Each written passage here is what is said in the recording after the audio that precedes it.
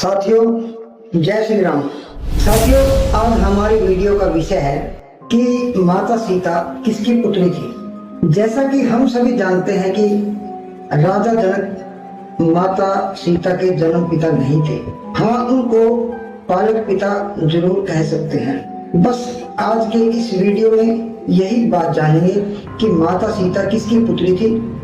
अगर आपसे अनुरोध है कि आप हमारी इस वीडियो को पूरी देखना, चैनल को सब्सक्राइब नहीं किया है तो कृपया कर लेना। साथियों कई धर्म ग्रंथों में जो उल्लेख मिलता है उनके अनुसार मिथिला नरेश राजा जनक के राज्य में कई वर्षों से सूखा पड़ा हुआ था।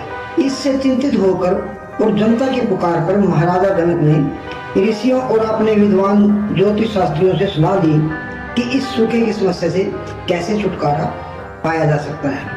तब उन विद्वान ऋषि मुनियों ने बताया कि महाराज, अगर आप स्वयं खेतों में हल चलाएंगे तो इंद्रदेव की कृपा अवश्य हो सकती है। तब महाराज जनक ने सोने का एक हल बनवाया और बैलों को जोतकर खेतों में हल चलाने लगे। चलाते चलाते वह हल किसी धातु की वस्तु में अटक गया। महाराज जनक ने उस स्थान की स्वयं खुदाई की तो वहां एक स्वर्ण का बहुत बड़ा सा बर्तन मिला। जब उस बर्तन को बाहर निकाला तो देखा कि उस बर्तन में एक छोटी सी कन्या अपने पैर के अंगूठे को चूम रही है। महाराज जनक ने उस कन्या को बर्तन से निकालकर अपनी छाती से लगा लिया, क्योंकि महाराज जनक के कोई संतान नहीं थी। महाराज जनक ने उस कन्या को अपनी पुत्री के रूप में अपनाकर अपने महलों में ले आई और महारानी सुनैना की गोद में दे दिया। राजा और रानी दोनों प्रसन्नता से फूले नहीं समा रहे थे। चारों ओर उत्सव मनाए गए और उस कन्या का नाम सीता रखा गया, क्योंकि वो हल के जो फल होता है उसको शीत कहते हैं और उसकी वजह से ही सीता का नाम पड़ा। माता सीता को जानकी भी कहते हैं, क्योंकि राजा जनक उनके पिता बन गए। तो साथियों ये थी सीता की जनक की पुत्री होने की कथा। लेकिन अब सवाल ये उठता है कि सीता उस बर्तन में कहां से आई और उसको जन्म देकर ऐसे क्यों छोड़ दिया, उसके असली माता पिता कौन थे। ये सब बातें आगे के प्रसंग में जानेंगे। कुछ रामायण में माता सीता को मंदोदरी और रावण की पुत्री भी बताया गया है। अद्भुत रामायण में इस बात का जिक्र आता है कि रावण ने अपने विनाश के बीज खुद बोए हैं। यह घटना सीता के पूर्व जन्म की है। पूर्व जन्म में वेदवती नामक एक ब्राह्मण कन्या भगवान विष्णु की अनन्य उपासक थी। वह बहुत सुंदर, सुशील और धार्मिक कन्या थी। वह अपने आराध्य भगवान विष्णु की तपस्या करके उनको पति के रूप में पाना चाहती थी। वेदवती ने अपनी इच्छा पूर्ति के लिए संसारिक जीवन छोड़कर जंगल में कुटिया बनाकर तपस्या में लीन हो गई। इसी दौरान रावण हिमालय पर भ्रमण करते करते वेदवती की कुटिया के पास जा पहुंचा। वह वेदवती के रूप सौंदर्य को देखकर उस पर मोहित हो गया। उसकी काम वासना जाग उठी। काम के वशीभूत हो वह वेदवती से चिकनी चुपड़ी बातें करने लगा। कहने लगा कि क्या तुम अभी तक अविवाहित हो।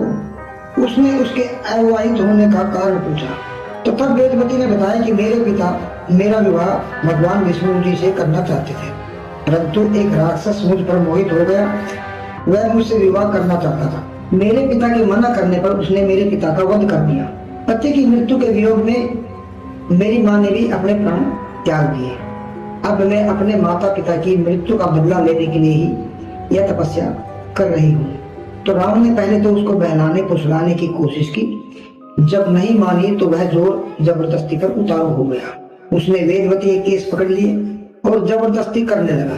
किसी तरह से वेदवती रावण के चंगुल से छूटकर वहां से भागी तो रावण भी उसके पीछे पीछे भागा।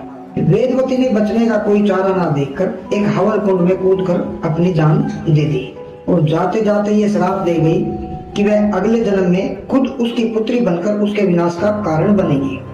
तो साथियों कालांतर में गृहस्थ समद नामक एक ब्राह्मण माता लक्ष्मी जैसी बेटी की प्राप्ति के उद्देश्य से माता लक्ष्मी जी का मंत्रोच्चार से प्रतिदिन महालक्ष्मी जी की आराधना करता था और यज्ञ करता था। वह कुशा के साथ प्रत्येक मंत्रोच्चारण के समय आहुति देते समय कुशा के अग्रभाग से दूध की बूंदे कलश में भी डालता था। यही उसका नित्य नियम था। उस समय रावण का अत्याचार भी दिनों दिन बढ़ता जा रहा था।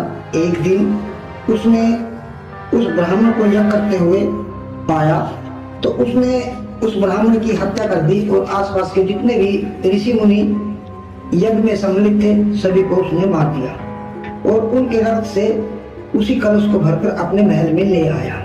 उसने ये बात अपनी पत्नी मंदोदरी को नहीं बताई, पर ये अवश्य कह दिया कि इस कलश में एक तीक्ष्ण विष है, इसको छूना मत। इसके बाद रावण देवासुर संग्राम में चला गया। वहां पर उसको कई साल बीत गए। मंदोदरी ने दुखी होकर उस कलश में जो दुग्ध मिश्रित ऋषियों का रक्त था उसको विष समझकर पी लिया। इस ऋषियों के रक्त को पीने के कारण जो दुग्ध मिश्रित रक्त था उसके तपस्या के प्रभाव से रानी मंदोदरी गर्भवती हो गई। अपने गर्भवती होने की बात मालूम होने पर मंदोदरी ने अपने आप को महल तक ही सीमित कर लिया।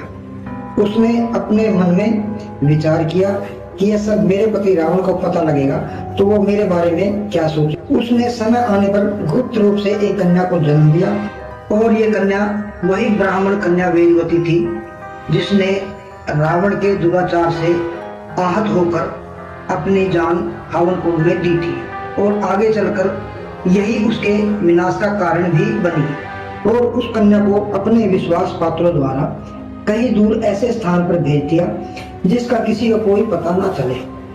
उसके विश्वास पात्र सेवकों ने राजा जनक जो एक धर्मपरायण राजा था उसके राज्य में एक गड्ढा बनाकर उस कन्या को एक सोने के कलश में डालकर वहां रख दिया। उसके बाद राजा जनक के हल चलाने पर वह कन्या उसको मिली। जवान होने पर राजा जनक ने उसका विवाह स्वयंवर के जरिए महाराज दशरथ के पुत्र श्री राम जी से कर दिया। श्री राम जी अपने पिता की आज्ञा से 14 साल के लिए वनवास में चले गए। साथ में उसकी पत्नी सीता और छोटे भाई लक्ष्मण भी उनके साथ में गए। वहां पर रावण ने माता सीता का अपहरण कर लिया और किस प्रकार रावण का विनाश हुआ ये तो आप सभी जानते ही हैं। तो साथियों, इस कथा से यही मालूम होता है कि माता सीता गृहस्पद ब्राह्मण के तप के प्रभाव से और मंदोदरी के गर्भ से पैदा हुई है, तो उसके असली माता पिता वही थे। आपको ये कथा कैसी लगी कृपा करके कमेंट बॉक्स में जरूर बताना और अगर आपको ये कथा अच्छी लगे तो एक लाइक जरूर कर देना। बहुत बहुत धन्यवाद। मिलते हैं ऐसी ही एक और वीडियो में, तब तक के लिए नमस्कार।